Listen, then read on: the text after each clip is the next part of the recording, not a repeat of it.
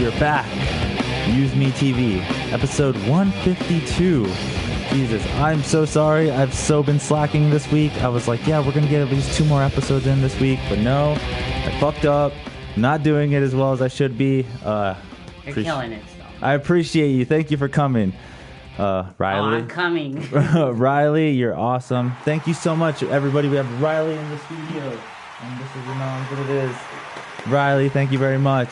Thank you. The fact that you actually came makes me feel so nice that you reached out to me and were like, hey, I saw a little bit of your podcast. I'm so down to come on it.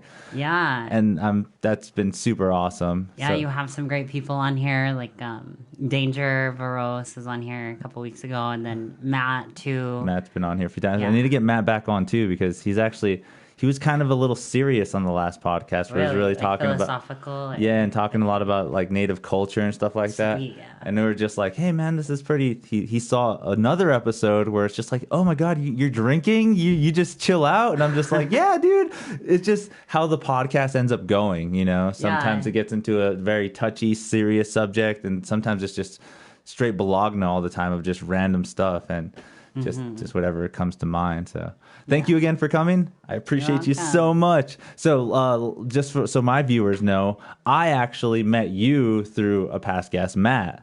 And Matt Livingston, yes. And did he kind of like, hey, go check it out? He does a podcast, or I just got done doing a podcast. Like, how does that work? Then you ended up hitting me up and you're like, I'm interested. Yeah, definitely. It's so cool that you're doing stuff like this, because I feel like Albuquerque needs more of these local productions where we talk about our people here. And Matt is actually a friend of mine from film school. I was in the grade above him. And this is all stuff you don't even know. But yeah, see, here we go. Yeah, and for everybody watching, this is my first time meeting Angel, but he's really awesome. Thank you. Yeah, we're just starting New off friends. too, so she's being nice. All right. Yeah, we'll get that beer in you and see what right. You're gonna really start to find out more. Matt Livingston, I saw the episode you did with him, and then from Matt's episode, I sent him a text and I was like, hey, congratulations, that was an awesome interview. And then he was like, oh, my friend Angel does MuseMe TV, you gotta get on it, I'm sure he'd love to talk to you. So he was like, reach out to him. And then a few months went by, and then I reached out to you recently because I've been wanting to like do more stuff on podcasts and like collaborate with more people and share stuff about that I'm doing, or like new projects that I have coming up, and just kind of really getting to know more connections, because I just graduated film school, so I'm always trying to like look for new talent, because I write, I direct, I produce, and it is that thing where it's just like the more you know, right? Yeah, so and the more people more you know too. Yeah, and it's like where life is this giant puzzle, and we're putting it all together without looking at the box, so we have no idea what image we're like putting together, but we're figuring it out, and at the end of it, we have like a big completed masterpiece, you know. So that's kind of what I feel like these relationships are like just getting a new piece to the puzzle for me anyway. And I don't know what's going to come from meeting anybody, but it's always good things. You get out what you give in. And yeah, so that's very true. Kind of like another thing, I contacted this other guy about like working on a project, co-producing it, and I ended up going in a different direction and producing like my own script, directing, and casting it. But I stayed in touch with him, and I've actually collabed with him as a model on his other projects. That's how I got my last project, Graham Monroe. He put a call out, and he remembered me, and so then he cast me as that's the lead. dream, right? It was awesome. So it's about your connections and like who you know, and then obviously bring what you know into that space. But it's all about meeting people and being very vulnerable in that, and kind of not feeling like you have to give your best interview, you have to do your best at something, but you just have to do it. Even just meeting new people is kind of weird too. Like, takes a lot of courage. Yeah, okay, so that's kind of what I've had a problem with now, is like doing the podcast. I actually cold message a lot of people where I don't really know them. Yeah, but I know kind of a little bit of what they do. So maybe I might know the same people that we know, but I've never met them or learned about them in the industry. And then I'm just like, hey, what's up? I have a podcast. Would you like to come do it? And either it's like 75% of them don't even answer back. Lame. And the rest of them will be like, oh, well, you know, I would be down if I knew a little bit more about it. Then I try to Yeah. like give them links and stuff like that. And some of them do go and they're kind of Yeah. like getting some more situated and stuff like that. But it is the whole aspect of just meeting new people and just not Yeah. being nervous to do it, because I'm pretty sure, I mean, if you've seen my Instagram photo, it's not like anything like, oh my God, this You're hot. this Shut up. creepy guy is like coming to check Oh. me out and stuff. So it's weird to think about. Yeah. But in that aspect, though, I'm glad again you have this courage and stuff too, just to be like, it's another avenue for me to get out there. It's something else for me to do, and that is so humbling in itself too. Because that's how I strive to be as well. It's just like I want to know more. I got to know more. Maybe this person will help me out more. I just need to know more people, and I guess it is just who Yeah. you know in the business too, because you never know. What if in a few, like maybe in a few years and stuff, you do get a lot bigger, and then they're like, oh yeah, remember that episode back on MuseMe TV and stuff? And it's just like, yeah, hey, it's there.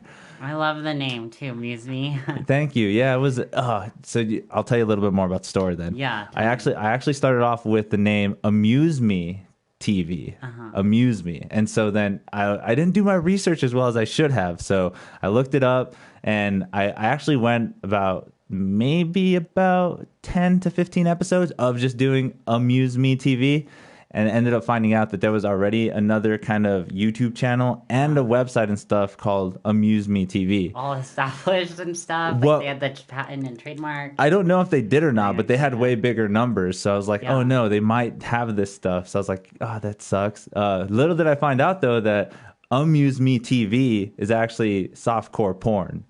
Oh, Like, I know. kinda hot. It was weird. It was so weird, because then I was just like, oh, this is what I'm calling myself now. And I was just Yeah. like looking at these videos. I was like, well, I mean, it's implied nudity, but it is kind of like sexual and stuff. I don't know what to do. I like it. Well, my name's Riley Del Rey, and like, you know, I have a very controversial past, and so a lot of people look me up and Google me and kind of see my previous career in law and politics. That I used to work in Washington D.C. and Yeah, it's like a I was. meat Yeah, I grinder. was gonna say that Oh, too. so you saw that? I didn't see a lot of it, Okay, but yeah. especially like doing the research and stuff, looking up, Yeah. I'm just like, oh shit, she's actually been to Washington. What the heck? Yeah, like, I used what? to work there. What? It's Let's like go a ahead. meat grinder. It chews you up and spits you out, and you know sometimes you can like evolve into something else, and that's kind of how I got redirected into film. Was that I couldn't stop this evolution or progression of where I was heading as a person, and so obviously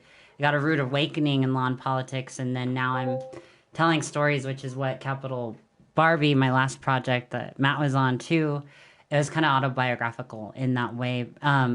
But the Riley Del Rey, like when people Google it, like I had so much trouble getting employed in like law firms or different political organizations that I started telling people my name was Riley Ray. And there's a porn star named Riley Ray too. Oh my So then they God. Google Riley Ray and they get some porn, and then they don't really know anything about me. And so that's kind of one way I like will introduce myself to somebody if I'm not really comfortable with them having access to everything about me on the internet, because these days it's so hard to keep like private parts of your life private, Oh my god. because people try to hold that against you. And so like that kind of happened in the whole political thing years ago. Like, you know, I had this part of my identity that I was keeping to myself because I didn't want people to like have any presumptions about who I was or my politics or my capabilities. What you were doing. And so then I kind of relinquished that power, because then they felt like they had some dirt on me. And so then they used that to,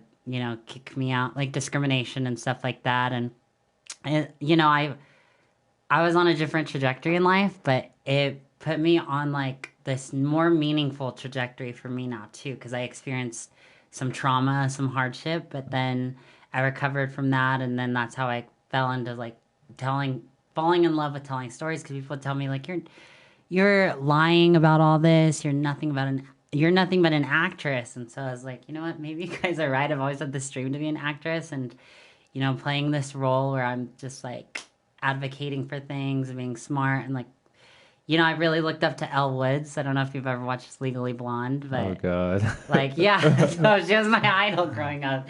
Her and Hillary Clinton. So I had political ambitions, and for now that's kind of taking a backseat. But through all of my work, it's all driven by that experience and that identity. And so my friend reminded me, like, you can't always run from like your past or your identity. That's always going to be part of you. It's attached to you, like it's innately you. Oh gosh. But I just have to like accept that and really let that show through my work. And so I've been able to produce a few things like hashtag Just Another Dead Trans Woman, which was a documentary about all the plights that trans people face, especially like if they're native or sex workers and stuff like that. So I'm proud of my work. And that is all work that has been driven by like my personal identity and trauma in that. And I just can't, let people think that they have some sort of power over me because they know about my past. Like, Okay. your past, like, it really does make you who you are. Yeah, it does shape who you are. Yeah, it does. It has a big impact, and like you don't always have to be scared of your past, especially if there's some sort of trauma or adversity. I think it's really admirable when you're able to just keep moving forward from that. And I'd be in a different place if I had not been so resilient or creative and like what I was gonna do next. Because I feel like, especially in the entertainment industry, we're always looking for ways to invent ourselves. Like we're performers, like. And with that, we always have to create like new identities and new characters to help us get by. And do we really know the meaning of life? I don't think we do, but we're just like experiencing it. So why not have the most fun and do what makes you happy? Because at the end of the day, you only got one skin, and like you're in that skin. Like I'll never have your experience, and you'll hopefully never have mine. But we just like go with the flow and just let our true selves come to the table. Yeah.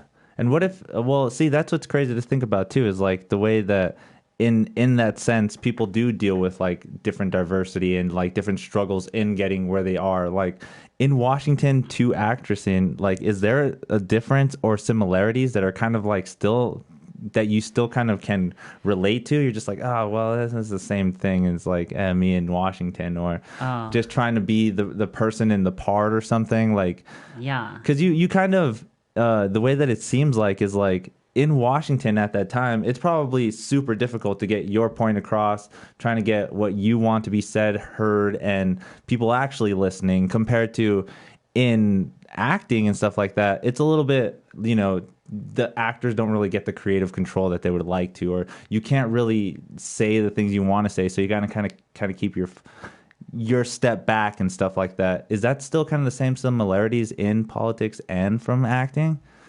Like, do you deal with that like now, or? I mean, that's a good question. I think that politics is like being a celebrity, but for like ugly people. Oh God. I know. I have a very tainted view of politics or like lawmakers, because I saw how the sausage was made, if you will. And so I kind of saw a lot of things on the Hill where people would say one thing and publicly and do another privately. Or, I feel like ideologically Republicans and Dems are very much the same. But it's in being in the entertainment industry, it's kind of allowed me to be a more full person in my identity, because it's like hyper criticism in politics, and then in entertainment, it's like this huge magnifying glass on you, like people watching every move, wanting more from you. But it is similar in dynamics of working with large people and producing something for the greater good, or so you hope. And that's what I really love about the entertainment industry, is it's like more collaborative. Okay. Especially here in Albuquerque, we're so spoiled at that. Like everybody is on board to help with projects. Nobody's really competitive about things here. And so that's what I really love about Albuquerque. Like we're all occupying different lanes, and we're all on this huge highway, like headed towards bigger and better places. And like doing my research for you too, I saw you played like guitar and stuff. Oh yeah, I'm really good. So hot. I'm I know. amazing. Do you have your guitar here? It's actually in the other room, but yeah, Okay, I do play guitar. I've been playing for quite a while though too, and that's just one of those things where it's just like, at this point now, I just do it just to like keep myself sane. Yeah. Because it's just one of those meditative things where you just like, I can pick it up and I can play, I can entertain people, there's so much with just that one thing that I like, and it makes me feel like a pretty cool person. But going into the like entertainment business and stuff like that, I feel like having multiple skills really does help you out a lot more than just being a master at one. Because I mean, I'm such a fucking nerd, but I like to like do magic tricks, like sleight of hand card tricks, where I'm just like pick a card so cool. and it ends up being your card and stuff like that. But that's one of those things where it's just like, oh well, what do I get good at if I have all these different talents? Like, oh, should I be practicing guitar?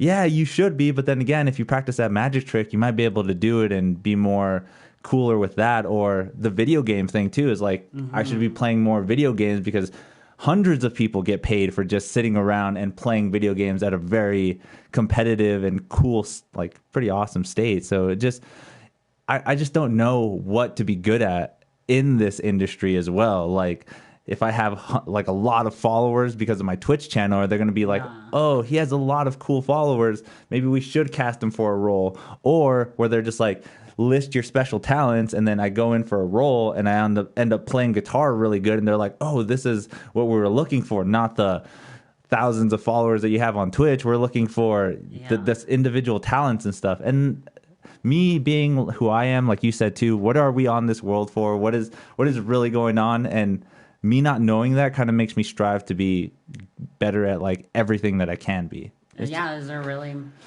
like a true meaning to life, or are we just put here to experience this and really have fun to the max? Like, that's what's crazy to think about too, is like what can be the actual real answer to that? Because I'm not saying you're a spiritual person or anything, but we have all these religions and stuff too, where it's just like, oh, there's a guideline to life, but then again, you end up finding out different things about these guidelines. Where like, oh, like recently I had on my podcast was a Mormon, a very dedicated and like, oh my god, not only was he a Mormon, he was gay. And and he still believed in the church full-heartedly that maybe he's not meant to be gay. Maybe he doesn't like want opposing viewpoints. Oh, it's so crazy. Like that blew me away just to find out his perspective of maybe why he still would want to be in the Mormon. He's done it all too, the whole pray the gay away, end up going to counselors and stuff like that, but he still feels a certain way, but still is really dedicated to the Mormon religion. Yeah. And that blows me away too, because once you start finding out little different aspects about life, where it's like, oh, homosexuality is okay. Oh, different trans and everything in this genre is okay. Everything starts becoming more apparent, where it's like, oh, well, this religion didn't let me do that, but this religion does. And I should join more of this, or I should be more of a free, open person and just accept everything for what it is. And where we're at now, it's kind of hard to do that, especially with this whole left and right being red or blue. It's really hard, because you kind of can be a really strong activist for the left, but still have maybe a red idea once in a while, but still be categorized as a bad person because, oh, you're not fully thinking blue, or you're not fully thinking like a Republican. And I don't know, I'm in a crazy situation in this world. I don't know how to think about it. But I'm glad that you're here. Oh my god, I know, right? It's so freaking crazy. And I mean, in life, like we're all just life is constant suffering, and we're just trying to reduce the amount of suffering we're going through. And we have the power to change things and move the needle. So like as a gay Mormon, you have the power to like persuade the church, or like get the church to respond better to like homosexuality, or like with me and my pilot Capital Barbie, like, we have the lead character, she's trans. And in the series, as I was developing it more, I was like, okay, is this going to be a trans person that has surgery? Or is this a trans person that's like really affirmed in her identity and doesn't want surgery and stuff like that? Because there's so many philosophies under so many different umbrellas. And just because you're one thing doesn't mean you can't be the other thing too. You can love cats, you can love dogs, you can have a lot of preferences, and you can, you don't have to put yourself, self-limit things. And that's one thing I've learned from a lot of my mentors was whenever you're working, especially as an actor, is just take the risk. Because, like, the director will love that, and if he doesn't like that, they'll redirect you. But, like, you're always going to live with that doubt if you didn't take the risk and just go for it. And so with personal matters, when it comes to personal matters in your own life, just always go for it. Because at the end of the day, you're the only person that you have to really look out for. And if you don't do it, nobody else will. Yeah. So, like, just like you have created this whole MuseMe TV, like, you did that, and I think that we have this huge blindness when it comes to ourselves and recognizing the things that we've accomplished. And like, thank you again for having me on your podcast so much, because this is awesome, and I can't wait to watch more episodes because I'm like a big fan of yours, and that's what I love more about collaborating too, is like people share their projects with you, and you got to take the time to watch them and like get to know them. And you know, everyone I meet, I always aspire to like work with them on something new. And so now that this is our first time meeting, but I want, you know, I want to like play with you now and like, you know, write something, and then we like go and act in it together, because I want to have that experience, you know. And that's all I'm here for in this world, is like, I don't know if I'm really here for a higher purpose or whatever, but I know that I'm just like enjoying my life as much as I can. And it's confusing too, especially like being emotional. Like, I've been thinking more about life on other planets lately, and especially because Elon Musk is talking about going to the moon and mining the moon. And it's like, how could you want to mine the moon? It controls the tides, and it controls a lot on Earth. Like, taking away from that might change things. And so it got me thinking, like, there's all these other life forms on other planets, or are we truly alone in the universe? That's again mind-blowing. I don't fucking know. I wish I know, knew. Right? But it's so meta. There's so many things of aspects of it too, because like I honestly feel like we don't even know enough about our world to even start speculating about other worlds. Because here in the rainforest, they just throw a net down every once in a while, throw some like fumigation gas, and new bugs fall in this trap all the time. That they're still like that they try to categorize and what's going on. Don't even get me started on the ocean. Like, can we just imagine the stuff that's down there that we can't even see, let alone what's undiscoverable? Like, what do we, I mean, don't get me wrong, space exploration is probably the way to go, especially like with population and stuff like that. Maybe we do need to head to the stars and stuff like that. But there's so much that we just don't know about life. And is it something, on our own planet. Is it something that maybe we did end up knowing, but we end up losing that same kind of aspect? I don't know if you've heard of these things where they're just like, oh, technically there's been humans here before. Well, who built the pyramids, and who built this like perfect structure on all these different continents if there wasn't some higher sort of thing, intellectual that like, who showed them how to do this technology that we can't figure out today? We can't reverse engineer how to build a pyramid like that. So. That blows me away. And the fact that we're trying to figure it out, but yet there's still other people that are just like, no, this is kind of the narrative and the story that we have, and we're not going to differentiate from that, which is like religion and stuff like that. Like, we can't really be in a bad state with religion, because then, you're going to hell, and that's a bad thing. It's like, wait, I'm just asking a question. Like, isn't that something that should be respected or like kind of honored and stuff like that? Because I don't know. The curiosity. Especially trying to find out more about yourself and stuff like that. Yeah, because that's really all we're doing. Like, I've been in a relationship for 5 years, and over that 5 years, I've seen him change. I've changed a lot, and we're never the same people that we were like last week or 2 weeks ago. But it's that communication, that curiosity about who we are every single day, that kind of drives us to keep talking to each other and keep working on this. Because even today there was like a challenge, like, who am I, who do I want to be, who am I becoming? Because we're all evolving with nature, like the way nature evolves over time, like Darwinism. I feel like that's how people are in their own life experience every single day. We're just evolving, and so we can't really fight our own evolution, or else we're gonna send our head into a tailspin, because you'll go crazy if you don't just like accept that you're changing and growing up. Is people will call it all different sorts of things.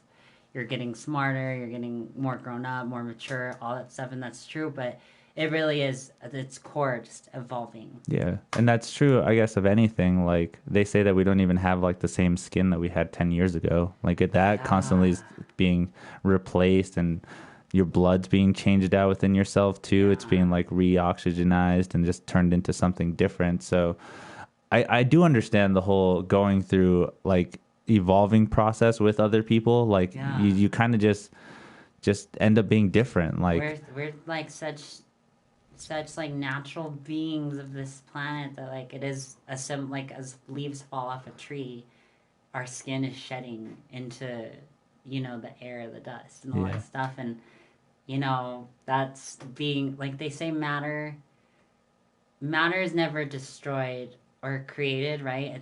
It only changes form. And so, like, everything that we are has been something else on this planet. Yeah, or it's just not as different as we think it is. Yeah, that's true. Like I always like to use the analogy where it's like the microphone and stuff is kind of the same atoms and particles, but just in a different arrangement. If you took it to the very, very beginning stages, it's no different than what ours are made of, but it's just put in that different order. And you kind of can tell with language and stuff like that too. It's just like when you start talking and stuff, you see these words put in place which understand meaning, value, morals, lies, all these different aspects, but you can rearrange it and do it in different ways. So sarcasm sounds like you're lying, or being hateful can actually be something funny.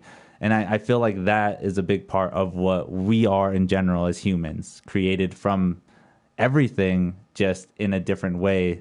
So maybe, I don't know, that blows me away too. And religion say like, oh, you'll be reincarnated into something else, or you'll come back as something different. I mean, that's a cool little idea, a cool little niche. Maybe, I'm not too sure. I mean, the way that it sounds like, if I do die, they put me in the ground, my body decays, turns into like flowers or different stuff that helps grow around me. So I get the idea of things changing and always being something different.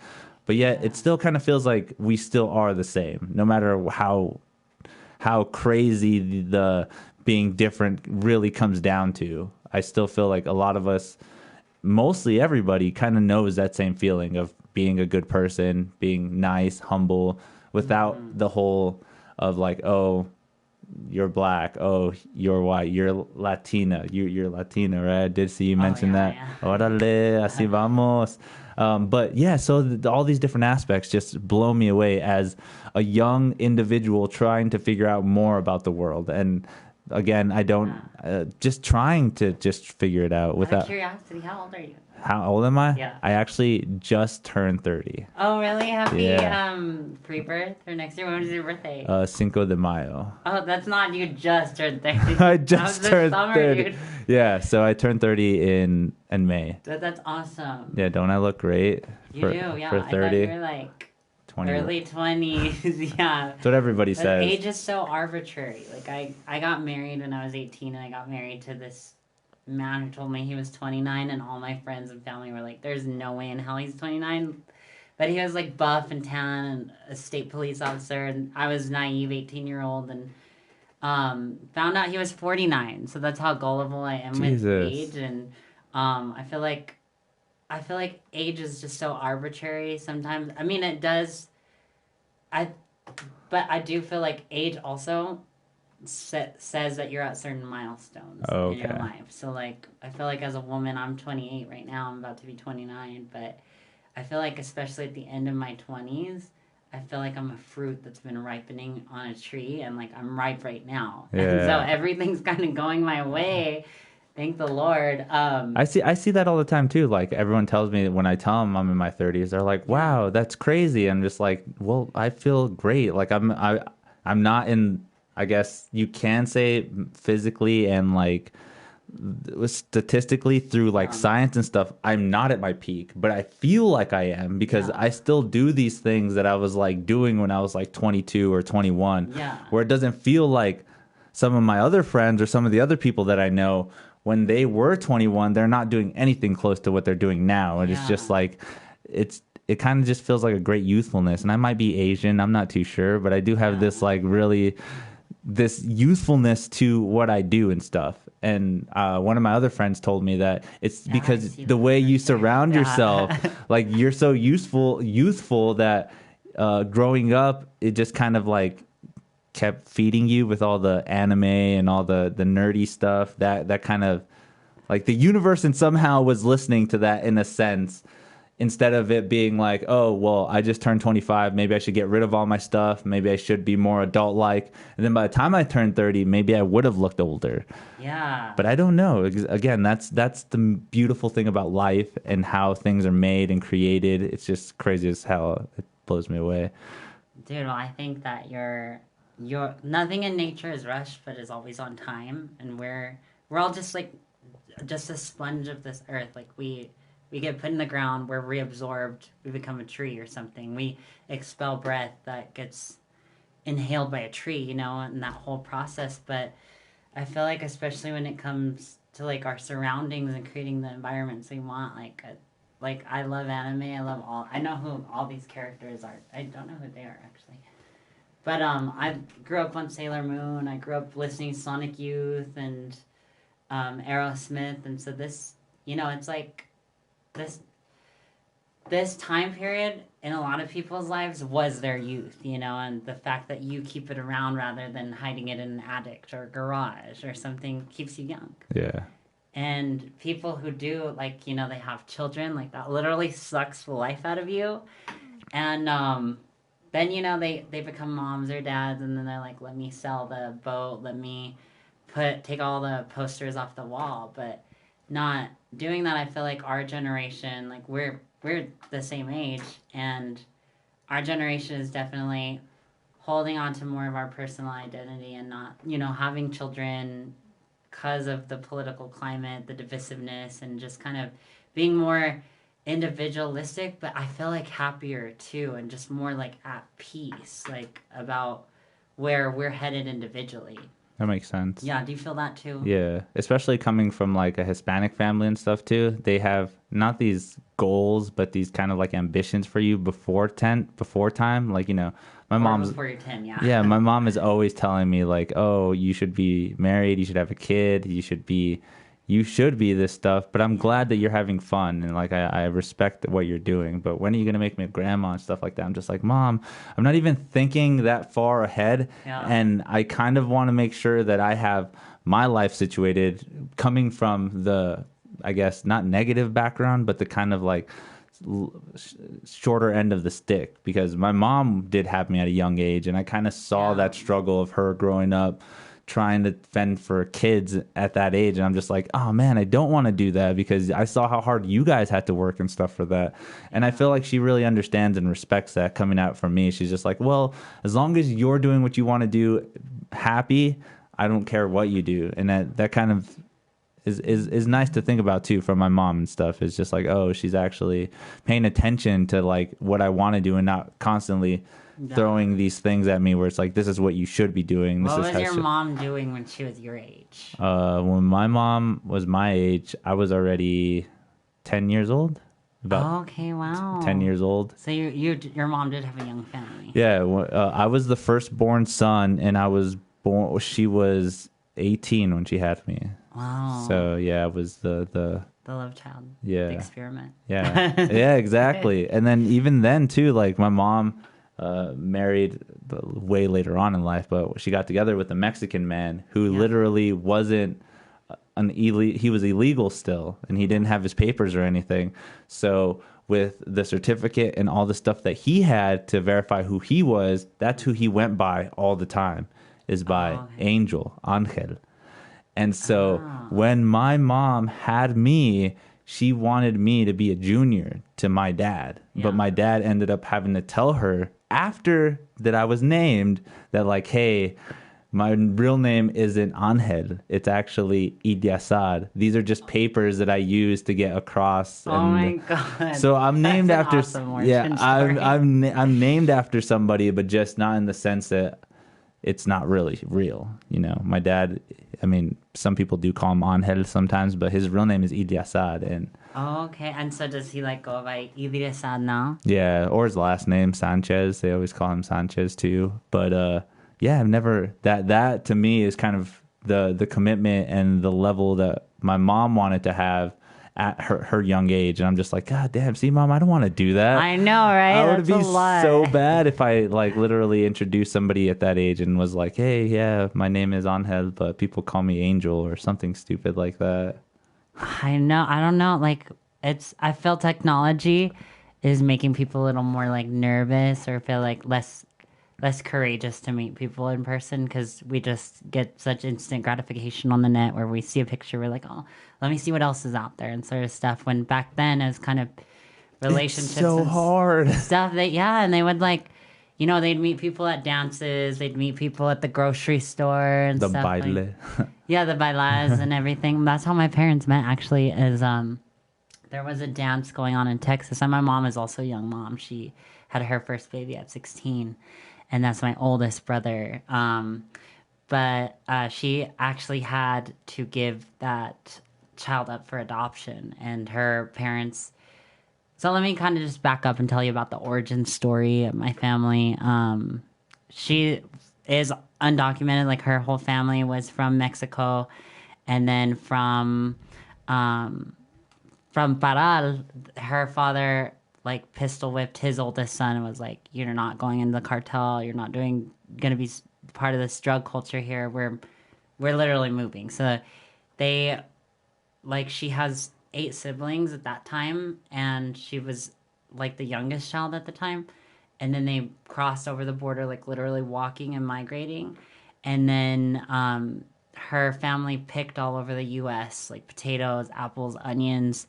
And they finally settled in New Mexico where there wasn't too much going on, so they could build their house and grow their family. Okay. She had like 4 brothers under her, and at that point she was 16 years old, cheerleader in high school, has a baby, and then starts that adult life really young. And we're kind of in the inverse, so we're still having our young lives in our adult life. Oh yes. And and so then she went to she had some kids. Like, I'm the last of 6 kids, and so she already had a family, an ex-husband, all that stuff going on. But she went to a dance in Texas, and she was there with this dude, and then this other dude wanted her, and so then he got in a fight with the dude she was with, and they all went to jail together on Halloween. And and then, as history has it, like my mom and my dad like stayed in touch, and then I was born, and then the last child, my mom was like, "This is a perfect child. I can stop having babies now." And that was after 6 kids, but I don't even remember where I was going with this. Oh yeah, that's how people met. Was is so organic back then, and like we're here today. Like, technology kind of connected us, but like we are both. You invited me over, and then I had to show up. And now we're meeting and forming this relationship. Compared to because a lot of times it's just like, hey, how's it going? I saw you somewhere, or like I want to talk to you and stuff. And unless they this is personal experience as well. Yeah, tell me about that. Unless they really remember you, yeah, you come across as a creep if you start talking to them online. That's how I see it. Because girls are kind of nervous like that. At this stage, it's kind of weird. Good reason. Well, yeah, and that's how shitty that everything's been put in front of them too. Is that like, oh, there's this going on.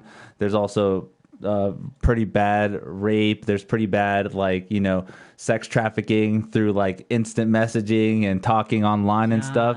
And then a lot of predators. Yeah, it's a serious thing. Yeah. But then that puts such a burden on everybody else that especially during COVID, I can't really be like, hey, would you like to meet somewhere, or do you want to hang out? It's more of like, hey, I'm trying to talk to you through social media and stuff, and it just comes across as weird. Yeah, and there's so much going on social media, especially professionally. Like, more and more stuff is people are using Facebook to cast things or get involved on projects or catfishing. Yeah, or catfishing. And there's this guy that I actually before I came here, I did a test shoot. He's a big art department head, and so he did a test shoot with me on this new production that they're doing, and maybe we can talk about that on another episode once that's released, so I can share some more stuff about that incognito. Yeah. And so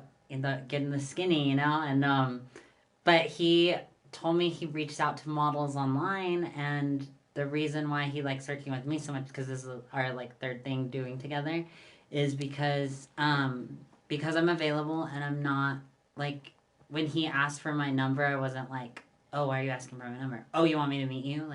I'm not gonna be like you know what you're getting involved with. You know, you do a little research on the person. You're thoughtful like that, and like you know, you go with this courage, but also this vulnerability of meeting new people. And so there's so many other women like that have missed out on these opportunities to be involved in the film industry because they're a little nervous about who they're getting involved with. And this guy has a good reputation, but it's just some people they're we don't know where they're coming from on that. Like they might have had been in a very scary situation like that before, and they, you know, people are still trying to like figure out, you know, if they want to be involved in such like a public thing, and so because so many people don't know what our industry is about. Yeah. And so they think it's all just like glitz and glamour, and they don't really understand like it's about being vulnerable in a space, especially as an actor. Like you have to really like show up, be a blank slate for your director, but also come with some sort of vulnerability that you bring to the character that makes people, you know, their pathos and ethos with that same character. And I feel like some people are just so scared to express themselves or scared to get involved for whatever reason. But when you do take that risk, like it's always a calculated risk in it, like anything, but it pays off. Yeah. Like, you know. That's what we're hoping for, is that it does pay off.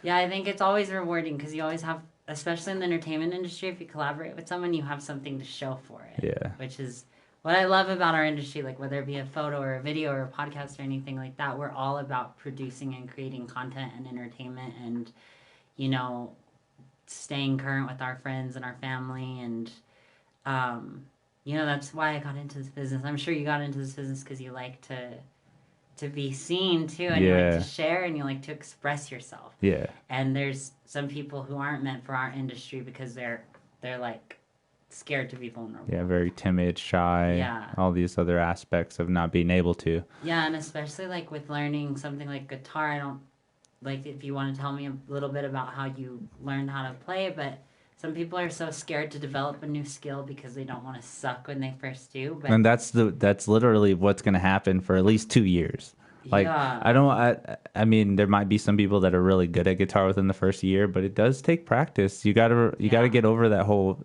You gotta get some calluses. Of just not sucking, because you are gonna suck. That's like I still bash myself all the time. Just like I still suck. I know I'm not the best, but that kind of gives me motivation to keep trying harder and keep playing at it. Because I literally try every day to play at least for 1 hour, at least every day. Like you have to at least dedicate it to like some sense where you're actually putting the time and effort, because you hear people that have been playing as long or less as I have, and they're 30 times better. And they tell you the same exact thing. It's like it's all practice, and it's all just putting in that time and effort. But it's just not being scared either. Like you did talk about it too. It's just taking chances and stuff like that. Like my very first time I was ever on stage was at a middle school talent show, and I was singing "The Beautiful People" by Marilyn Manson. The nerves were scary. Everything was... And that's an edgy song for middle school, too. Yeah, it was... Beautiful people. That was so weird. Yeah, at that time, it was just so weird. But I love the video for that, too. That experience makes you grow into what you see now. Is like, I can totally go on stage no matter where. If you even been like, hey, I got a spot for you for 10 minutes, come play guitar.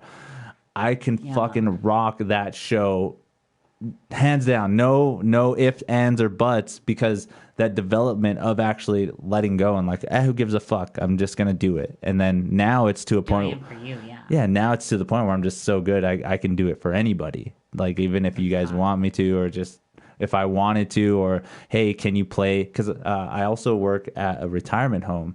I work in the kitchen at a retirement home, and I haven't for a while, but every once in a while, I just take my guitar, my acoustic guitar, and just walk down the halls and just play the music. And you'd hear it too, where they're just like, "Oh, Onhead's finally here; he's playing again and stuff." So you hear nothing like live music. Yeah, exactly. Especially from an angel. It's so fucking perfect that it makes me feel like so humbled knowing that I can really entertain anybody with the time that I put into trying to entertain people.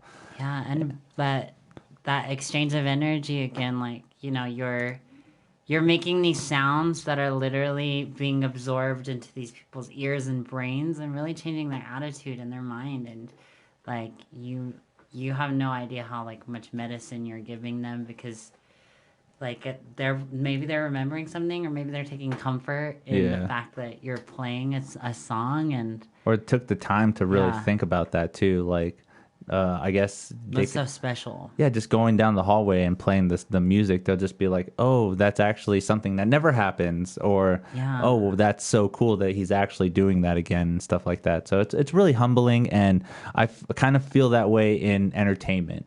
Yeah. Is like if I have the chance to make somebody laugh or smile or be intrigued by anything I'm doing, I feel like I'm doing my part in entertainment, where it's just putting myself out there so that they are entertained. That's my biggest goal, is to be as entertaining as I can to anybody and everybody. But I haven't let go of really trying to be that badass, because I still kind of am subjugated to a 9-to-5 job, where I'm just like, I have to make sure I work a 9-to-5 job to pay off my car and I have a place to live. Yeah. Instead of being like, fuck it, I'm going straight to Los Angeles with my guitar and a suitcase, and let's see what it takes me. I believe in myself. Yeah. I really feel like I can do it. Journey. But I'm so scared because all the other the stories of like, the Boulevard of Broken Dreams. I'm so talented and I tried so hard, but I didn't make it. And I see these people and how talented they are, and I'm just like, wow, if he didn't make it, what makes it think I'm going to make it? Yeah. And this always comes into play with my aspect of entertainment as well, too. Is like, I feel like I'm so good. People always tell me I should be doing more. But then I think about it and I'm just like, oh, I'm probably not as good as I think I am. Or just wait till I get to a big city. Wait till they actually see wait till I actually get into a big pond, because right now this pond isn't as big. But I shouldn't have that aspect. I shouldn't really be thinking like that. And that's my problem that I've been dealing with going into my 30s now. I'm just like, is it wasted time that I'm doing this? Because I'm so scared, or is it just growing cojones? I mean, it's weird. I feel like I'm letting out a lot here, but no, that's good. Tell me about it. But that's life in general. I feel like if you can't really speak or talk about the things that make you happy, or the things that bother you, or the things that make you intrigued or anything, then what's the point of actually having this conversation or being able to understand more about each other? Like, I'm probably coming across as like, oh, holy shit, this guy can talk, and he actually does have a lot to say and stuff, but I've learned more about you in the past 45 minutes than I have in all the research that I can be doing, all the other, let me see this post, let me read the comments, let me see what I find. Yeah. It's different. It's a different experience. Especially now, it's totally different with the whole COVID thing and like not being able to talk with anybody. I've had a lot of people refuse the live podcast and always try to opt to the Zoom call, where they're just like, oh, I'll be on your podcast, but I can only do it by doing Zoom. And I'm just like, unfortunately, I don't like that experience, and it's not as humbling to me. So maybe we'll get together after this whole COVID thing is calmed down, or they do end up coming up with something. So just being able to do this with you has been pretty humbling and super, super awesome. I'm really proud of it, too, because I'm just like, oh, man, there's so many people that I'm going to share this with and just be like, see, you can come on the podcast, and it is, I can reassure you with my COVID safety. Like, I work at a retirement home, and I've been tested over 32 times in the nostrils, and it sucks because I'm ready for alien probing. Like, that's nothing, but in that sense, it's to where you just have to take a chance. You really just do have to take a chance. You always go the same nostril you sit in. They have a newer test now where they don't stick it all the way up in your nostril. Yeah. They kind of just touch the inside rims, but they have to do both nostrils. So it's weird. It's not uncomfortable. Have you been tested? Yeah, I did. I had a test, and I have a deviated septum, which is why I'm so nasally, but I got hit in the face with a bowling ball when I was younger. A bowling ball? Yeah, my brother and me were fighting, and he grabbed this bowling ball and swung it at me, and boom. Oh, my God. Thankfully, it's, like, not crooked or Or it's not like too crooked, but And you could think of it as just like a football or something. No, it was a fucking bowling ball. Jesus. and I don't know, like it just like kind of made everything shift. And so when I got my first COVID test, they like shoved it up my nostril, and then they were like, "Oh, it's not going in," and so they're trying to like really push it in there.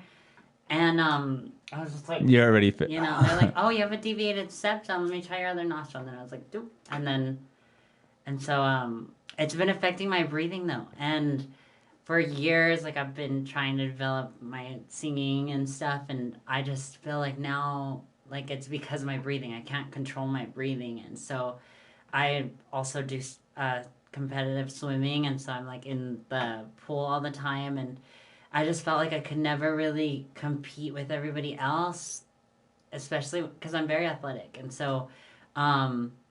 Also, when I would go for runs, I'd feel like, why am I getting more tired than everybody if I'm like working out have the same habits, routines?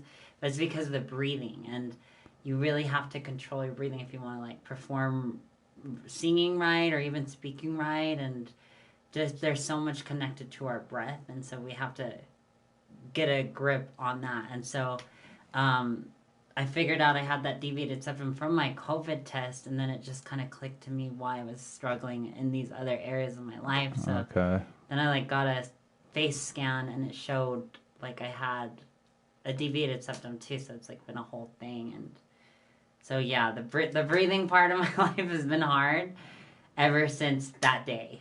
And that was like 10 years ago. Dang, that's crazy to think about too, because yeah, I mean, I try to dabble in the singing and stuff too, but I get what you're saying, where you're kind of using your diaphragm, kind of have this like power building from like your from here and like your core and everything. Yeah, and you're supposed to hold the breath in there and then it comes from there, and it's been difficult. That's crazy. But yeah, so you sing too? Yeah, I kind of. I like to do a little bit of singing on my Twitch channel and stuff like that too. And I know the benefits of it too, because there'll be so many times where like I do a really intense couple songs and I feel it in like my abdomen. I'm just like, oh yeah, this is why I have a six pack. It's not because I do fucking. I want to see your six pack. Oh my god, I do. I want to see it. Yeah, but in that sense, yeah, I'm not gonna see it. That's fine. That's fine. But I mean. In that sense, I mean, it's just developing it and practicing and coming up with different things. It's crazy to think about. My beautiful six pack. It's not that great actually, and then especially at this angle, it probably looks like I'm fat now. Here you go, guys. There you go. That's hot. It could be hotter. It could be way hotter. Ring? No, I actually got the. That's my very first piercing was the nipple. I tried to hide because my friends were all getting lip piercings and stuff. Yeah. And I tried to hide it and from. You got the. I did. Monroe's, huh? I got snake bites, and then I ended up doing a spider bite on this side. So it was 2 and 1 on this side. Yeah. But I recently took them out this year because I was just like, I think I'm getting too old for this. It's it's that damn 30s. I'm telling you. Well, you're experimenting and you're still learning like your personal style. Yeah, you can always poke yourself again if you want. Yeah, it's so true. And then I'm pretty sure these holes aren't gonna like. I've had them for so long. I've had them since I was like 18. So I've had them ever since then. Just recently this year, I turned it off. Like I took them out. So there's still gonna probably be scars there. There's still gonna probably be like an imprint if I just wanted to, just a quick little poke, and I'm back at it again. But. Yeah. The nipple piercing was my first attempt to be like, oh, I really want to get a piercing, but I want to hide it from my parents because my dad is you heard the story. He's a super Mexican, so he was totally against tattoos. Super Mexican. He's super Mexican, against tattoos, against me painting my hair and stuff like that. He was against all of that stuff. And blonde's not just a color, it's an attitude. Yeah, and then growing up, like, I kind of had to hide that stuff from him. My mom was cool, but she was kind of in the situation where I don't want to make your dad mad and I don't want to upset him, so she kind of sided with him most of the time.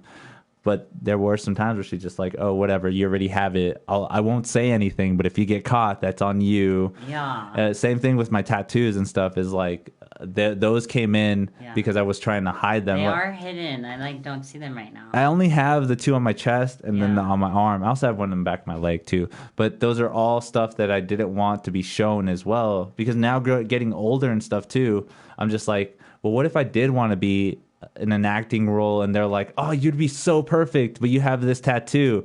Yeah. And I don't know if we want to actually do the makeup every time to get rid of it. And so those little aspects come into play sometimes. But again, I don't know the film industry as much as I really want to. I've barely started to dabble in it this year, like very small increments of like being I asked Matt, I was like, hey, Matt, you think you could help me out by making a portfolio, taking a few headshots and stuff for me so I can have something to send? And he's like, yeah, for sure, let's do it. So we were going to do that, but he ended up right away saying, hey, there's this audition for this part. You should audition for it. I'll let them know that you're going to audition. I did it. They said, you got the part. And I went straight to that right away. So I was just like, that's so crazy. And now that's the new Charlie Chaplin thing that you're filming this weekend. Yeah, with Matt and a couple other people that I know, because the main actor that was actually going to play the Charlie Chaplin role, he's a fellow comedian as well that I've met in the comedy scene. What's his name again? Elijah, yeah. So I've met him through that. I was like, hey, dude, heck yeah, we're doing this together. Is it Elijah Cummings? What, Williamson? Elijah Williams, yeah. Yeah, Cummings. I know. I'm like, where'd they get that? That's from, I don't know who that's from. Who is that? It's like a carry. I don't know. You're like, I worked with somebody with that name before. But yeah, that's so awesome, dude. And I like can't wait to see that. I'm glad you're like, you got such a, you know, you're doing what you want to explore now. Yeah. And it's your first acting gig, and so it's like if you don't like it, you can leave it behind or you can continue pursuing it. And you're like just at the start of this brand new journey, like your 30s, you're dabbling in, you know, the acting world now in front of the camera, which is a whole nother lifestyle and everything, and it could go really far if you want it to. Yeah, and it's just putting in the work too, just doing it, because that's that thing too, is I just gotta kind of let go and just do it. Because I feel just like, do it, yeah. Because if I got in that situation where they're like, oh, we have this really big part for you, but it's every day on Wednesday at 4 p.m. I'm just like, fuck, that's when I work. Oh, Who do I take? What do I do? Like, you'll have to make that priority. And like, you know, with a lot of actors, they'll quit their jobs when they get the part, because that's what we all want to do, like full time, is just act and entertain and perform. Like that's all that we want to do. Like I feel like that's our purpose, is to keep people entertained and to keep people thinking. And you know, this Charlie Chaplin thing, like he's very into comedy, and I know does stand up too, and so this is his directorial debut, and then it's in a genre that he loves, and then you're involved with it, and so you guys have that rapport. And so I think it's about also finding like your little crew that you do projects with, so that you're all contemporaries and you're all rising together. And definitely Matt's going places, you're going places, and this is just like natural progression to move from gaming and podcasting into like in front of the camera entertaining. And you already do on your podcast and everything. So you're like desensitized to all the lights and all the people and the microphones, because that's what acting is too. It's like kind of doing something over and over, and you know, there's so much going on around you that I think you're going to do a great job, because you're already used to this environment. Thank you. I do appreciate that. And that's very, I can't wait to watch it. That's very humbling too, coming from somebody like you who's done this. You've already been doing this for a while now. Like you said, you were in the same program.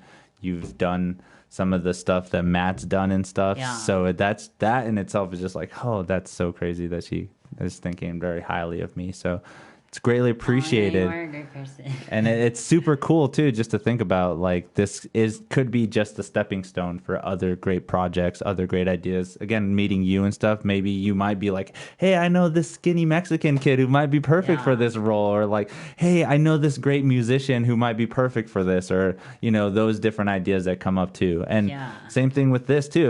If this podcast or this anything ever just builds up and gets more of a following, I know that I put in those times talking with you, talking with Matt, talking with Elijah, and we all kind of grew in the same aspect together. Like, oh, we all wanted the same goal and the same dream.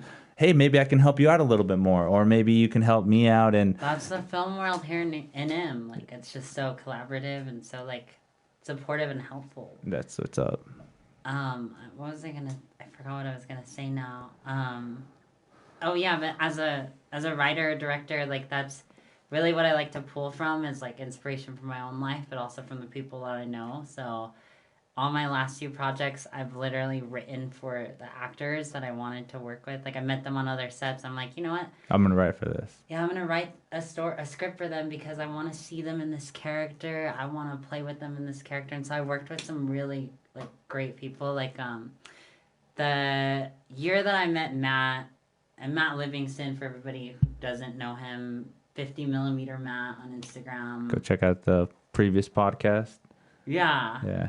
Was that just the previous one? Not previously, probably like 10 ago or something. Yeah. I get so and there's so many too. Like I can't really recall. Like, oh yeah, I did Danger Varos episode. I don't remember the episode because there's so much. Like they end up piling on each other, and I'm just like, how does this podcast called? Like filmography, discography? It's like a podcastography. Podcastography. Or episode. Episodic. I have no idea. Episodic, yeah. It's so weird.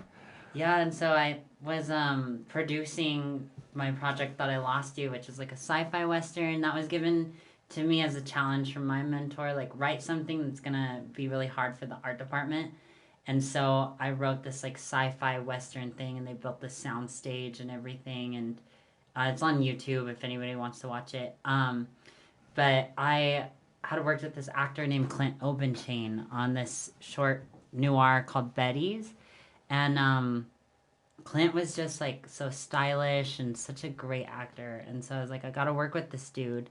And so I wrote this script for him, approached him about it. He's like, yeah, I'll do it if he can get a SAG contract. So then that really like iron always sharpens iron, and so I'd never negotiated a SAG contract before, and so that I had the opportunity to do it, so I could get him in my movie. Okay. And then Clint came on to the picture, and then the Journal had done a story on Clint before, and so they did a story on our production too. And Clint is just this amazing actor that I learned so much about acting from. We had a fight scene, the very first scene we shot that day, and he was like, you make this fight scene look real. Get it going. Yeah, he's like, fuck me up, I'm gonna fuck you up. And like we were literally throwing bows and like on the floor choking each other. And like when I left set that day, I was covered head to toe, all marked bruises. Yeah, because he was like choking me and like banging my head on the floor, and I was like punching him, like kneeing him in the nuts, like all sorts of crazy fight stuff that, as a performer, you can really hurt someone if you don't tell them. Like, there was this other project where I, like, didn't tell this guy I was playing with that I was going to slap him, but I just did. It just went for it. It'll be great. Like, you want more realistic, yeah. But I don't think he appreciated it so much. God. So it's good to, like, kind of get consent, but collaborating with Clint on that was just, like, phenomenal. Clint Obenchain, I don't know if you already know him, but he's done. Have you heard of him? I have to check that out. Okay, yeah, he's amazing. He was in Betty's, and then he also did, like, he's SAG-AFTRA, so he did Better Call Saul. Dope. Keyhole Gardens. I hate myself so much right now. Yeah, why? I have to use the bathroom. Oh, go for it. Oh. Yeah. I hate everything right now. It's the beer, dude. Don't be breaking the seal. You can say what's up to anybody that's in the chat right now. Okay. Make sure to answer back, guys. You guys are awesome. Welcome. Okay, I'm gonna look over here. Sorry, guys. Adjusting my outfit. Okay, welcome to the EOW. Flip your screen, fire your producer. Gah. Okay. MuseMe 137. What up, bro? Hello from Cape Breton Island, Canada. Hello, hi. Nice to meet you. Is that Miley C? No, it's Riley. And then, I love her though. When you come to Cape Breton, we should meet, okay? Yeah, no, you guys should meet. You should collaborate on a podcast together. Hey, bro, how are ya? Nice. I love you, chat. How many people are watching? Okay. 8 viewers. Cool. But I'm gonna grab a drink. Sorry, I'm like the most awkward person when I'm left to my own devices. Okay, I'm gonna have a drink. Okay. 0 calories. 0 calories. Southern Comfort. Oh my god, that was horrible. I'm so sorry. You feel relieved now? Oh my god, we're going for another hour now. Nature calls. No, we're going to go for another 2 hours now, so we're good. I'm gonna have this drink. Do you want to indulge or? Yeah, if you're gonna have a shot, I'll have a shot with you. The same thing or? Whatever you have in whatever. So cold. Let's do it. No, it's comforting. And You guys, thank you guys for joining. Everybody, Dolan, Cody, Craftman, Michael, Maurice, you're awesome. Maurice even told me too that I didn't fucking flip the screen either. So what happens is like we'll be on the podcast, and it was like this the whole time, and it kind of sucks because it's pretty much backwards, you know, like for the viewers. Yeah, so okay, it's like a mirror image. Yeah, so Maurice was like, "Oh, flip the screen, fire your fucking producer." Guess what, man? I'm the producer. I totally fucked up on that one, though. He's fired. But I do appreciate that. Thank you for taking over for a little bit. You guys, oh my God. Okay, so I recently did Sober October. So Sober October, I like that. all of October, I didn't smoke, drink, no psilocybin, no nothing. That's hot. I didn't do anything like that. But I'm back. It's November 4th. And guess what, guys? I've been super high all the time. I've been drinking a lot. Oh, hell yeah. And just having a good time. But with that being said, yeah, Sober October's over. Cheers. Cheers. Thank you guys. Thank you guys for listening. If you guys are following, make sure to subscribe, do all that good stuff. Right now, we have about 12 concurrent viewers on right now. Oh, if you don't mind, if you guys want to check out some of my projects or my Instagram page, it's at Lana Del Riley. LanaDelRiley. You're still going to have to plug at the end of this, too. Okay, cool. Just a little FYI. I was actually sober for all of October and September and a few months before that. Oh, I'm so sorry. Oh, Cheers. Yeah, I did not take that. Sorry. See, I'm still sober. Okay. Matthew, thank you very much. Matthew is in this now. Thank you very Livingston. much. Yeah. Hi, Matt. Thank you for joining, Matt. We love you. Yeah, we were talking actually about the project and stuff too. So I'll see you tomorrow. He's going to be here tomorrow with some of the crew, and we're going to talk about Really? That's rehearsing, hot. acting, and I stuff love like that. I'm so tuning in for that. So it should be I fun. love Matt so much. He's a great guy. Like I'm so glad that I met him. I met him through a comedian by the name of Lloyd Lee. Lloyd Lee? Lloyd Lee. Yeah, he's this Asian comic who is really awesome, super cool. And then he ended up wanting to film a special during COVID. Mm-hmm. So he rented out this building and we went to go film the special. What kind of special? Comedy special. Oh, okay. Yeah, with no audience, no nothing. That's hot. And Matt was he was a camera operator. Everything. See, I don't even know the actual term. Gotta learn the lingo if you want to play bingo. So what would be DP then? Sounds like it's not a dirty word. It sounds like a. I thought it was too. Sounds like donkey punch or something. Or double penetration, but I wasn't going that far. It means director of photography. Director of photography, DP. Okay. DP, yeah. Director of photography. I thought it was kind of naughty when I first heard it. I honestly was going through my head all the time. It's like, what does DP mean? What the hell does DP mean? But director of photography. Donkey punch. Donkey punch. Okay, so the director. Yeah, you know what the donkey punch move though is, right? Isn't it like in real adult sex? You know what it is? Isn't it like you're kind of like giving it from behind and then you punch her in the back of the head? Yes, it's or exactly the person. What it is. Yeah. I don't get it either. I mean, I don't know why either. Like I don't. Like I'm. Like you know, you can be into little king, but like that's full-blown violence. Like.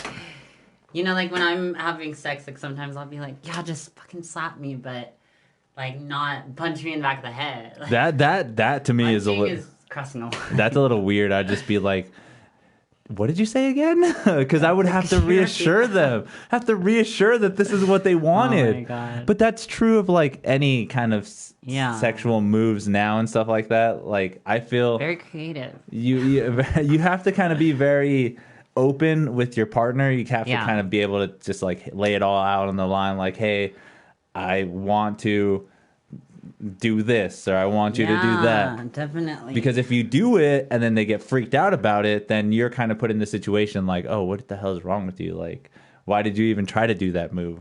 But yeah, it's that like at least warn them first before you try to put things in certain places and stuff. I would imagine Communication is good in the bedroom. Yes, so. very true.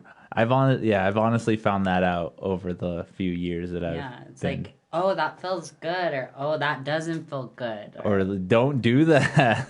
Yeah, I mean, I learned a lot about sex growing up through Cosmopolitan magazine. I don't know if you ever read that. That sounds sexy. Cosmopolitan, yeah, it's like a women's magazine that women we're multifaceted. Like it talks about like arts, culture, cooking, recipes, etiquette, style, hygiene, like fitness, like just everything in like one monthly issue is women's magazines. And Cosmo, it always gives you obscure sex tips. And so this is something I'm going to try because I haven't, but this conversation made me think of it. But I know, right? The memory. But when I was 16, my sister had this book, and it was the Cosmo book, and so I was like reading through it, and it said, if you really want to surprise your boyfriend in the morning, get a dozen donuts, and then get them hard, and then put one on his dick, and then eat it off. And then I always wanted to try that because I was like, that's kind of nasty, but kind of sexy. Your face. I'm a little disappointed because like. Wait, what?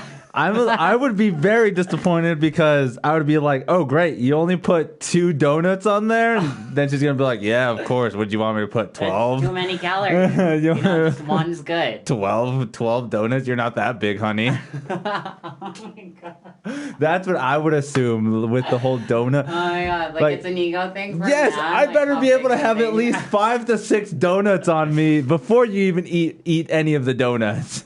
Oh my God. I know. I'm also like, how do you really like do that? It's just like you have to obviously get his consent and say like, I have something new I want to try. Let me see your stick. Let's use the donuts. Yeah, right. Oh my gosh, how is dating going for you? By the way, like, are you seeing anybody? Like, not at the moment. I'm not seeing anybody. There is. Again, this brings back to the whole personal thing is like there is this girl that I really like and I'm pretty sure we would hit it off so well, but you know her IRL. I don't. Okay. I met her before IRL, yeah, but it was so long ago. I'm a big nerd and I've always gone to like all the Comic-Cons and anime cons and stuff like that. So I've met her there a few times, but I don't think she remembers us being me meeting her because I've like referenced like, hey, I've met you a few times. This is cool. And she's just like, oh yeah. She didn't say she remembered. She didn't say anything like that. But yet I try to be kind of like nice and flirtatious where I'm just like, hey, I hope you have a good day today. It's really nice to talk to you. Oh, that is super sweet. But I'm pretty sure she's getting it as like, oh my God, this creep keeps messaging me. That's how I feel. No, I feel like I can give you some female perspective on this.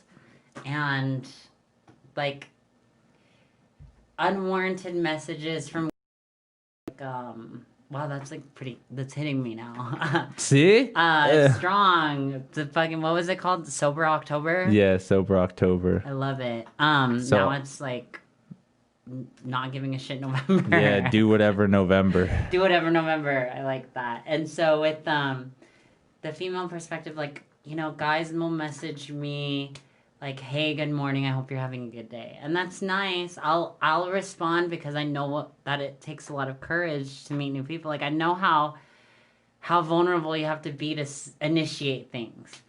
Because I'm definitely one of those people that's like, I need to do something now. Like, if I don't do it now, I'm gonna miss my chance. Yeah. And so, people will like message me all the time, and I'll say, "Oh, thank you, that's very polite," but I have no interest in that person individually. Like, I probably looked at their profile really quick and saw that Didn't see something you like. they're a little older, or they're like just in a different. It's got 2 donuts. Yeah, you can only fit 2 donuts, you know.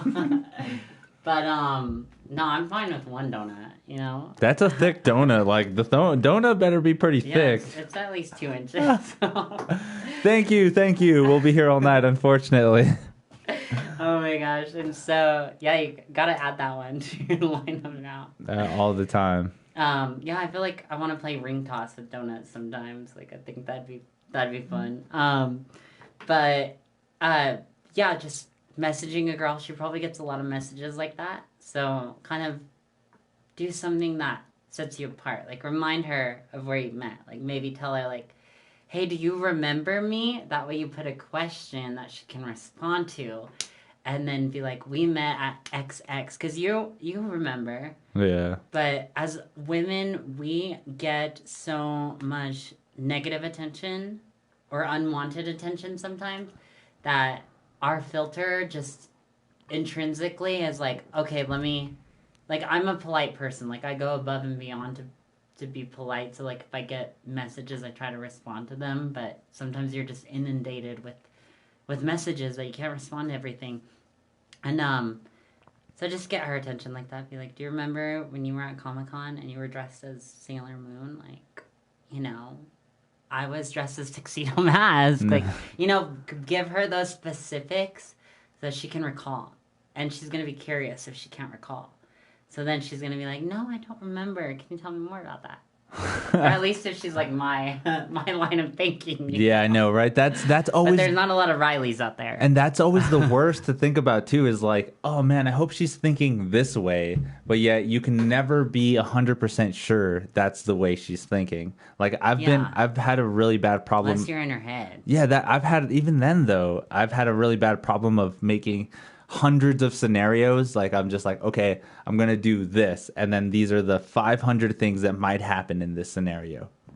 500? Yes, there's a lot. Oh my god. So I overanalyze way too much. Yeah, take it, simmer down there. But in all of these, it doesn't end up like, oh, what if she does think this is weird, or what if she finds something very unattractive, or what if she did go through the profile, or there's so many what ifs that come up besides the whole who cares. Yeah. And what should be the main thinking of it is like, there's this one quote of confidence that I like to bring up a lot is like, if you don't have confidence in yourself, nobody else will have confidence in you. That's so true. So even if I was like, oh, I don't know, then that instinctually is like, oh yeah, well, guess what? She doesn't know either, so you're just making it worse on yourself. But it's a mind fuck. It really does get to me sometimes where I'm just like, oh well, maybe I should just take that chance. I should just take the chance. But sometimes I'm just like, oh, I can't because I have to work this 9-to-5 job, or oh, she might think of me as a creep, or oh, don't do this. I don't know. Well, those are possibilities, you know, and my philosophy that I operate on, and you know, whether this benefits me or not, but you have nothing to lose and everything to gain, especially in this scenario. You have these responsibilities, you have these commitments, but those are the stable things that make you a very attractive guy. So, like, a woman wants to know that, you know, a guy is committed to something, whether it be a job or a hobby or something. Guitar. Guitar, yeah, that's a... I'm sure that does it in for you. I have a joke too where I'm just like, man, I spent 12 years of playing guitar and I still haven't gotten laid because of it, and which is guitar players, ladies, fingers. It's kind of true where it makes sense. Where you have, when I was younger, I did have this ambition where I was like, oh, I'm gonna play guitar to get, you know, with chicks and they'll like the things that I do. But then again, there's that period where 2 years where I suck. So, like, what chick is going to want to be with somebody that sucks at guitar? And then you put so much time into it where where you do get good at it, and then you're just like, oh, they probably think it's weird because I spent so much time trying to get good at this one thing where I could probably have been getting good at doing this or doing that or doing this, which I guess it just depends on personal taste as well too. Yeah. Because that's one thing that always blows me away too is like, what if I do like somebody but they're not into music at all? Then should I really be trying to find my attraction to this person, or should I really be trying that hard? What if they don't like the stuff that I do all the time? Like, I guess one of the biggest problems is like for one of my ex-girlfriends, I would always play guitar, but that kind of seemed like a burden because I was always playing guitar. It's like, oh, well, you're playing guitar. Like, why don't you hang out with me, or why don't we doing something? I'm just like, okay, I get you, but No, that's a red flag. Like, you shouldn't have to compromise your passions and who you are, because, you know, you are a guitar player. And so you shouldn't have to compromise that to appease another person. That other person is going to support you. They're going to come listen to you play guitar. They're going to learn how to sing while you play guitar. Or, I don't know. They're just going to, like, value your individual identity. And, like, in relationships, they don't always have to be a carbon copy of yourself. Like, my relationship couldn't be more different. Like, I'm dating somebody who wants to stay private, who has, you know, no interest in the entertainment industry, anything like that. He just really, like, at the end of the day, he's looking for somebody that can support him, and whether it be, like, making him tea or telling him good morning or whatever. Like, the little things, we don't have to always be so invested in what our other people are doing, because that's why, as individuals, we like the other person, is because they're them, because they're doing them, you know? Like, we're attracted to the single version of Angel and not to the version of Angel that's giving up guitar to hang out and do what? I guess it's more of the attractiveness. Like, they like the looks and what I bring to the table instead of the things that I grew up on and what I do. So, like, if you kind of take that first impression of like, hey, this guy's hot and this guy kind of plays guitar and stuff, I should get to know him better. Then they do get to know me better, but they like the fact that I'm hot and I kind of play guitar a little bit. They don't like the whole, oh, he's dedicated to practicing at least an hour a day. Oh, he wants to make sure that he's doing what he does to make sure he's getting better at what he wants to get better at. Yeah. And those kind of get subsidized by maybe, I like her a lot, so I might as well not play guitar today because I want to make sure that she's happy with what's going on. So we're kind of like building this, I guess you can say, middle ground point where it's just like, I'll accommodate to you as much as you accommodate to me. But then again, the things that we accommodate to are kind of dragging us down in that sense. Like, again, she likes the way I play guitar, but she doesn't understand that it takes me at least an hour or two a day to get good at what I do every day. In that sense, is it worth it? Yeah, maybe she doesn't like the whole fact that she's like, oh, well, guess what? The whole fact that he didn't play guitar this whole week, spend time with me, but then he ends up playing guitar on Friday because I brag about it. Am I really going to be that good at what you bragged about because you didn't let me do what I do while I was doing it? I sound probably like a misogynistic asshole. No, I get it. Whether you're female or male, like, I'm very much the same way. Like, I'm a creature of habit, so, like, I need to go swim my laps at the pool. I need to go for my bike ride. I need to do that. And recently I was seeing somebody new. Like, I am in a polyamorous relationship, so I have, like, a primary and a secondary partner. And how that works is, like, it's all transparent. You know, everybody knows everything. We're all in communication together. We don't necessarily live our lives together, but we are aware. Yeah. And we're okay with it. Polyamory, yeah. It's like like, my mom would always tell me growing up, why love one man when you can love many? Why make one man happy when you can make several happy? And so, like, that kind of stuck with me because I tried the monogamy game for a little while. I got married. And I've always been kind of like in relationships, you know, like, I'll meet someone, I want to spend a lot of time with them, and just so happens that this guy I've been with him for 5 years now. The time just went by like that because of everything going on, but we weren't seeing each other a lot. So the way we made our relationship work for us, so like forward thinking that a lot of people have trouble understanding it. Like he has partners outside of me, I have partners outside of him, but it's that transparency where it's like, okay, I'm seeing this person, and this is what we do, and like this is our life together. And this new person that I'm seeing. Wait, where was I going with this? What were we saying before that? I was just specifying like different, just the whole internet thing where I was trying to get with a chick and it doesn't work as well, especially with the blockades of like maybe I'm good at guitar and stuff like that. Maybe I'm talented in a Oh sense. yeah, and the routine. Yeah, So, but like, they're not into the routine. They're into like, oh, you're so good at this, but then they don't realize how good the work that I have to do to be that good. yeah, so like I'm doing like I lost 40 pounds because I gained like a bunch of weight during quarantine a And little before that. you look great. Thank Just you. throwing that out there. It was a lot of hard work, and that was my dedication to the gym. I'm swimming again because like when I go off of my routines, it affects me a lot, and it makes me like irritable. It makes me like unhealthy, and so this new guy that I'm seeing, like it's harder because when I'm with him, I'll like go shooting guns, I'll go fishing, I'll go outside of my exercise routine. So I'm not biking 12 miles every day. I'm not swimming, for 2 hours every day. I'm not like doing my intense workouts that make me happy.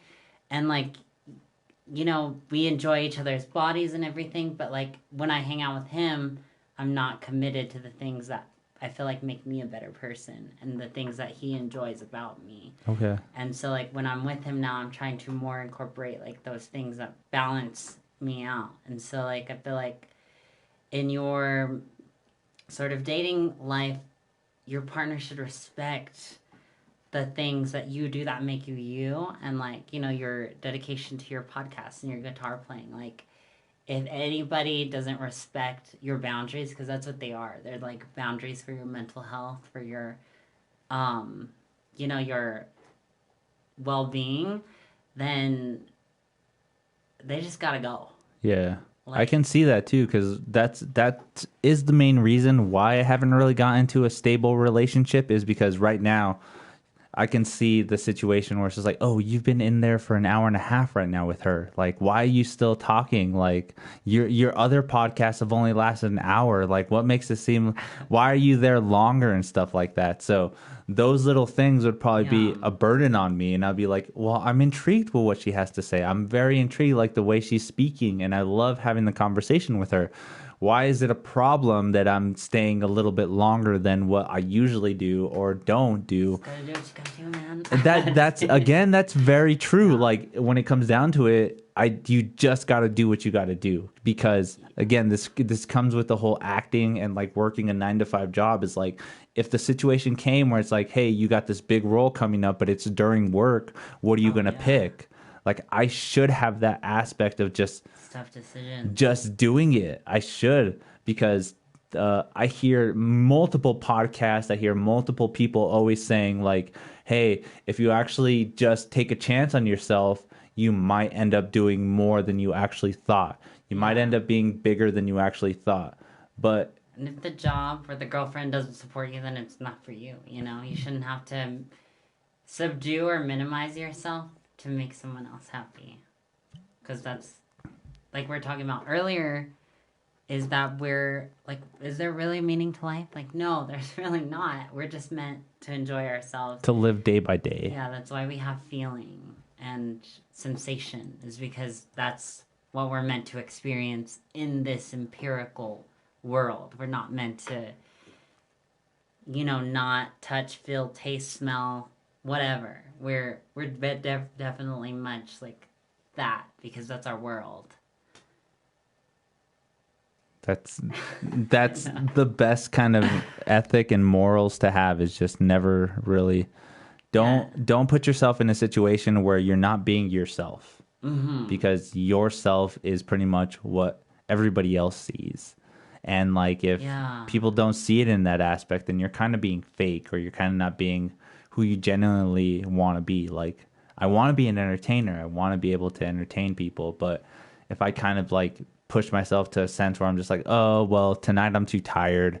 I can't do this podcast, or, oh, I shouldn't be streaming, or blah, blah, blah, then it's kind of putting this different sense of who I am Yeah. in this perspective. It's hampering who you're evolving into. Yeah. And with this sort of stuff, you're like building that strength. Like this is so cool, and so like for everybody who doesn't know what this is, there's like lights and cameras and equipment, and then, like, as an actress and producer and director, like this is stuff we really use, and so it still intimidates me to this day to be like working on productions when I see these lights and everything, but you just have to go with it. You have to be a little bit afraid, because like I feel like diamonds are made under pressure. There's so many good things that come from like high stressful situations where people just literally just show up. And like today I had a meeting with a producer that I hadn't worked on some things we had talked about at our last meeting. So I was like, oh, I don't know what to tell him. Like, I'm just gonna cancel this meeting. But then I'm like, no, he's gonna think I'm lame if I cancel this meeting. So he's not gonna want to meet with me again, because I feel like that's a waste of people's time. Is like not having that integrity and fulfilling a commitment. So I was like, yeah, I'm gonna take the meeting with him, and I'm in control. So I'm just gonna find something else to talk about. And so we talked about something else, and it just like opened up this new world of like new ideas and like a new avenue that it just felt so like so good to me, because I was so scared this morning of approaching that situation, but I just did it, and then it really like benefited me. Literally, it was like flowers blooming, blossoming. I was like, oh wow, that's really cool to experience something like that. I was so scared and intimidated. You just get the feeling of it. And that's true of like any sense, like even waking up and working out and stuff. You're just like, oh, I'm so tired, I don't want to do it. But after you do it, you feel so much better about yourself. And that's just putting you in the sense of having a routine, or having like this sense of like control too. Yeah, you know, like, oh, I can do it no matter what. That was the whole principle of like sober October, is like, because I really like, having a beer once in a while, or I really do like smoking some joints and stuff once in a while. But there is that sense of like, if I can take a month off and just really show the self-control of me doing what I need to do when I need to do it, that pretty much proves like, oh, why can't I be an actor? Oh, why can't I be a pretty talented musician? Because I've really put the dedication and the time into doing it. And that discipline is so attractive. That's why we think people with like six packs are extremely hot, or people that can maintain themselves. That's discipline. Maintenance is discipline. And it's just so attractive. No matter who you are, you're always really attracted to people that are self-disciplined. And I feel like we lose a lot of that in the instant gratification age, where it's all about technology, and it's always about swiping, and it's always about, what's the next thing. It should really be about what's enjoying in the moment, and what is going to produce something over time, because time is it's our best friend. It's our most valuable resource, something we never get back. But it's also, if we create those routines and good habits, then the time, it shows you like this good progression, and this good I can't figure out the words I'm searching for now. It's a freaking shot. But it shows you like the things that you're really capable if you're committed to something over time. Like, your six pack, like you didn't just get that overnight. Like, you got that through months and months of singing and working on your breathing and everything like that. And all of this whole production, all these episodes you got it from being committed to it and disciplined and doing it. And that's really something that's commendable. And I feel like more people should live in the awareness of how much it really takes to just be who you are. And that's like, it's a big commitment. And I feel like, especially with relationships and... Hey, listen! Oh my God, that's scary. You're cool. But it's also just like, seeing this change and that self-discipline is like really attractive. Like, it's a quality to have, because not everybody can do it. Right? Yeah, Not everybody can do what you do. that's so true to think about too. But you should always have that aspect of like, I can try to do that. Because if you always have the thing like, oh, I can't do what he does. He's so talented. I can't do that. But yet you can. You just have to really try and want to do it. And that's the hardest part, is to get across to people, is like the discipline, is like really putting that extra step in trying to do it. Go that extra mile. Now when I practice guitar, it doesn't seem like a chore. It doesn't seem like something that I have to do every day. It's just something that happens, compared to other people that I've seen them play for years and years, and I'm just like, oh, wow, you make it seem like a chore, but it's not. It's just something that happens distinctively over time that you just develop. And that's true of any aspect of what we do in life. I have a bad problem of like watching TV shows and like learning more morals and values from the TV show than I did from my parents. Because my parents were so young that they tried to teach me certain morals and values and aspects of life, but it didn't come across to me as well as maybe this great episode of South Park or this great episode of The Simpsons and stuff like that. And one of them that comes up to me a lot is this episode on Rick and Morty, where they go to a physician's office, and the physician literally says it's kind of like wiping your own ass. You have to do it because it's beneficial. Yeah. You can be the person that takes a poop, never wipes your ass, and you live your life the way you want to live. But you know that wiping your ass kind of helps you deal with the rest of your life. Like, you don't develop these rashes. You don't develop. Beautiful analogy. It's so weird to think about, but still, wax poetic. It still brings so much to the table, where it's just like, if you do these things that everybody kind of doesn't think about anymore, it makes you a better person. The same thing with working out, and the same thing with like eating healthy and stuff like that. If you just take this time to do it, then you won't think of it as a burden or a chore, or let it become second nature. Exactly. And that's the thing that I feel like we're missing nowadays, is that it doesn't happen as much. It's like, I have to practice, ew. Oh, I have to go to this audition, ew. Where it's just like, you should go no matter what. You should do it no matter what, because it ends up benefiting you in the long run. Yeah, it's like, you don't do it, ew. Like, you know, you got to do it. Like, even if you're unprepared for something, you still got to do it, because that's your integrity on the line. Especially in our industry. Like, if you don't show up to the audition, you're the actor who didn't show up to the audition. Yeah, and that makes it... You're not getting cast. That makes it seem more negative than positive. You're just like, oh, I had to ditch today. Well, guess what? You're going to be known as the guy that has to ditch at last minute or something like that. Yeah, and that's very ill. It is kind of shitty. It's really dumb to deal with. So wipe your ass. Make sure to wipe your ass regularly, because everybody does it. Everybody does it, and if you don't do it, you understand. Dogs do it sometimes too. Yeah, you understand the benefits of not doing it. That's for sure. Don't do it and then see what. That's exactly true. Geez, now I forgot what else I was gonna say.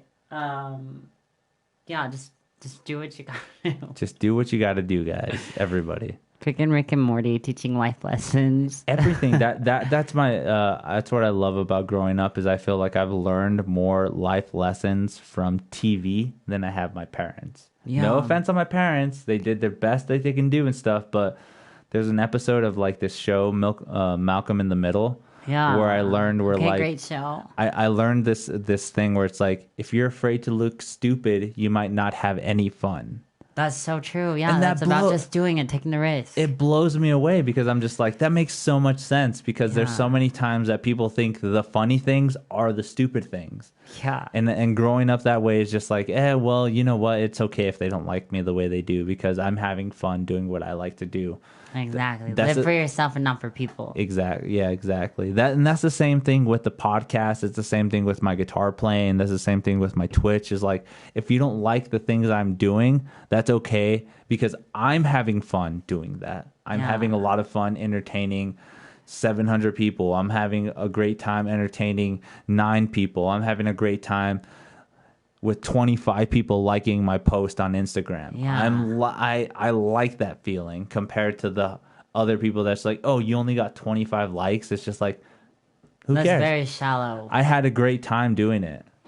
That's the step I'm at. And you know what I love about your podcast too is that this is really nice equipment, but also like it's very wholesome. Like yeah, we've discussed like a lot of topics and everything, but you're not just like jacking off on the internet, you know, like you're actually getting to know someone new and, you know, learn about my work and share with me your work. And, you know, it's just been so collaborative and just, you know, like I said, I'm a fan of the show. I've watched some of the episodes with Danger and Matt, of course, and some of your guitar playing, but it's really cool and wholesome to be able to come talk to somebody about like who you are and what you're doing rather than kind of focusing on like physical aspects of stuff. So thank you again for being such a great host. And that's the point too, is just being able to have a conversation with people, is because I feel like nowadays that conversation base has kind of like diminished. Like you can't really talk with somebody for an hour and just have an actual conversation about anything. They're always God damn it. They got something to say too. They're always like looking at you as in a way where they're just like, oh, hey, can I message you? And then that message ends up getting portrayed in a certain way that isn't the same as the nuance that me and you are having with the facial expressions, the cues, every little thing that's coming up in our conversation is more impactful than it would be as if I was in a Zoom call with you or if I was in a text message thread or anything like that. It's not the same. And that's the beauty of this podcast, is being able to like bring that into light again. It's like, hey, guys, there's still conversation-based things going on in the world that nobody really listens to anymore. Yeah, I mean, by the time we're finished talking, like the election's going to be decided. Right? Yeah, that's one thing that's still going crazy is like the election thing. Like, oh man, don't even get me started.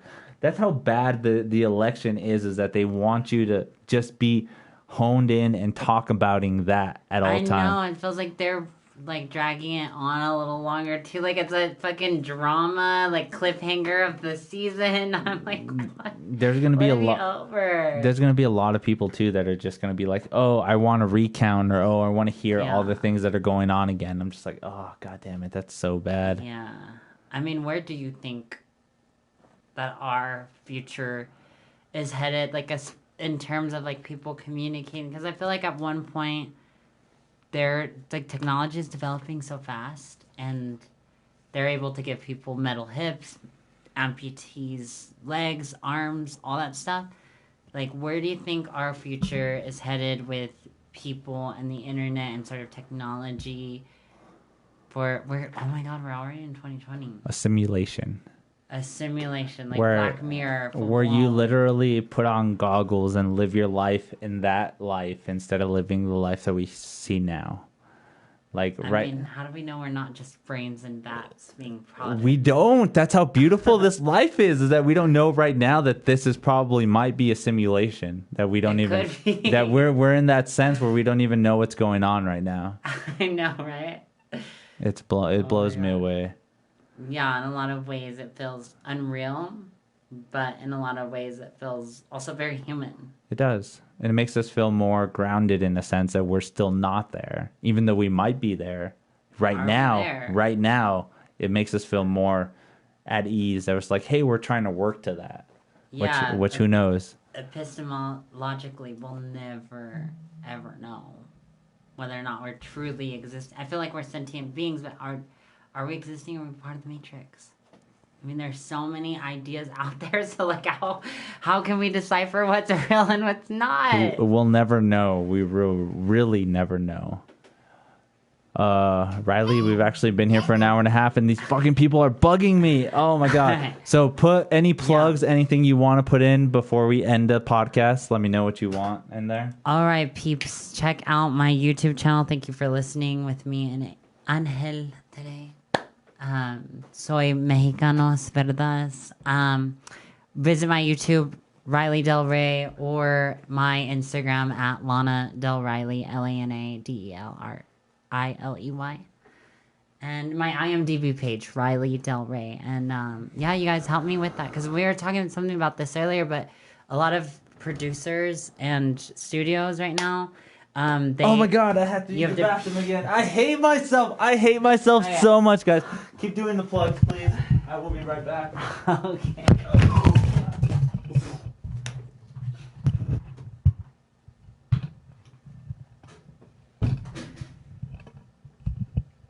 Hello. So, hello. Okay, I can hear myself.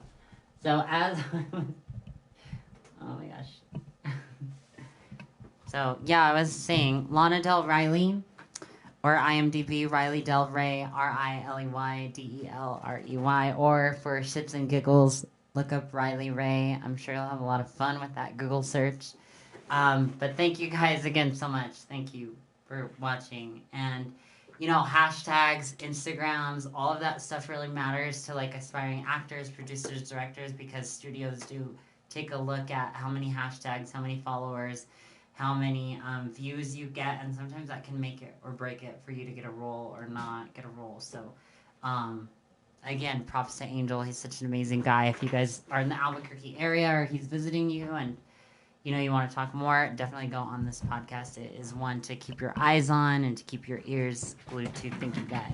Oh my god, guys, I'm so sorry. What the fuck? This is what happens where you don't drink all of fucking sober October, and then all of a sudden you're just like, hey, guess what? Let's get drunk tonight. I know, right? I gotta have another shot, so I'm gonna do that. Let's do it. I'll join you with that one. You guys, thank you guys for joining. You guys are awesome. Make sure to tune in MuseMe TV. Anything MuseMe TV. Just Google it. I swear to God, I'll be the first thing that pops up.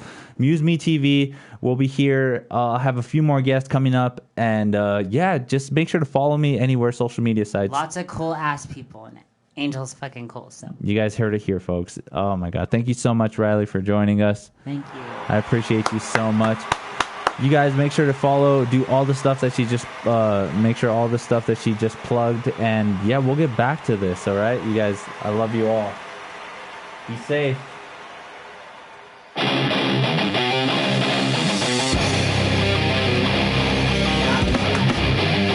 Oh my God.